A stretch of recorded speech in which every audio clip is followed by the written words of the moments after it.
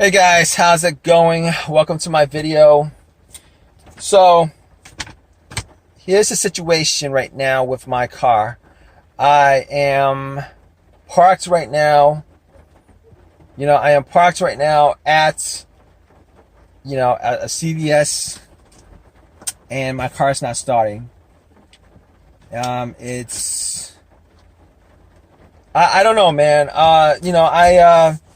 I drove this car. This car was driving fine. But to be honest with you, this car did have some issues starting. I would say sporadically, probably. It had issues starting sporadically. Like once a month, I would have issues with it. But this time, nothing. I mean, those other times when it wouldn't start, I was able to do some stuff, knock on the start, or try to get it to start. But unfortunately, this time, nothing, absolutely nothing. So what happens is when I try to start it, when I try to start the motor, what happens is all I hear is one click.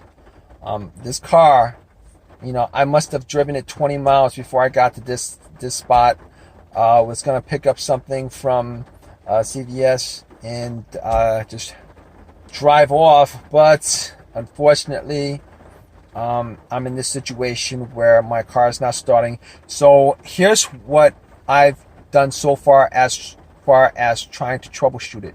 All right, this situation here is a situation where there is no cranks.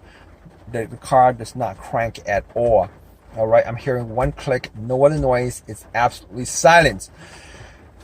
So I was like, maybe it could be the battery. Maybe it could be a fuse that's causing it. But here's the funny part is that nothing else, it has an issue.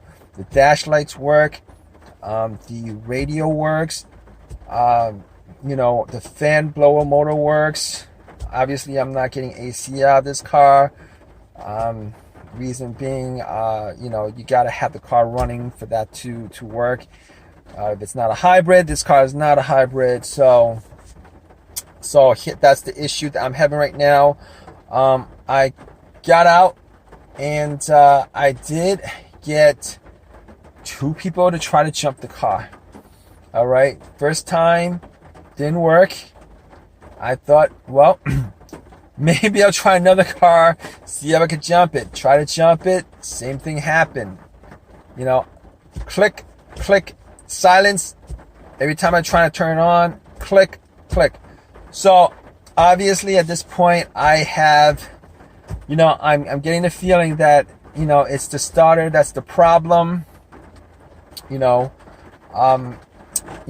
It's not the alternator. I mean, that's always the other thing that people are considering when their car dies. But normally when the car dies and it's the alternator that's the issue, normally that car is running and dies on the road while you're driving it. That's normally the norm.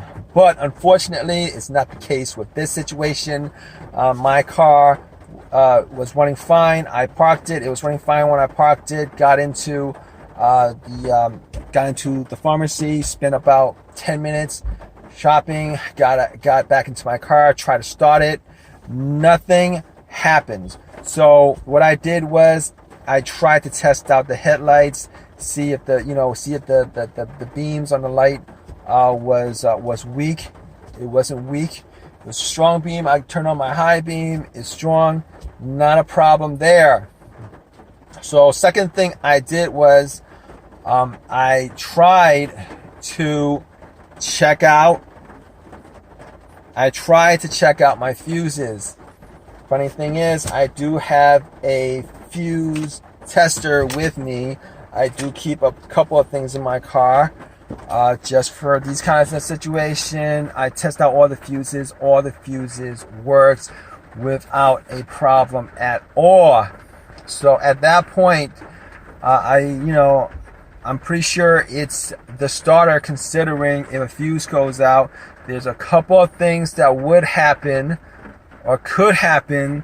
If a fuse goes out on you, sometimes you would get absolutely nothing on the dash, which means that there is a blown fuse particularly a blown fuse, a main blown fuse. But this is not the case, considering everything lights up. Not a problem. All right, and there's nothing that looks weird or odd. There's nothing that looks weird or odd with the display, with the dash, with the display, with the radio. Nothing at all looks weird. It doesn't look like there's any kind of lights that are out, any kind of, I'm not getting check engine lights, I'm not getting any of that stuff, so not a problem. And it's not cranking. I've had situations where cars, even my car with blown fuse would crank, but it won't start up, it won't turn over. This situation, I'm not getting a crank at all. It's not starting over. I mean, it's not turning over. And so my next thought about that was, well, it could be a relay. It could be a relay that's causing it. All right. So your next thought on that is, maybe it's the relay that's causing it. So I was like, all right, I did take out the starter relay, see if it was rusty, see if there's any kind of dirt on it, see if there's anything that would keep it from conducting electricity through the through the stems of the relay. It does happen, but in some of these cases where the relays are, in some cases it does happen. But I took the relay out, cleaned the relay, put it back in, nothing. And I was pretty sure it wasn't the relay that was causing it. Reason I was sure that it wasn't the relay that was causing it is this. I actually do hear a click. I do hear a click. So if it was the relay that was causing it, you would not hear that click from the solenoid. You would not hear the click from the solenoid at all.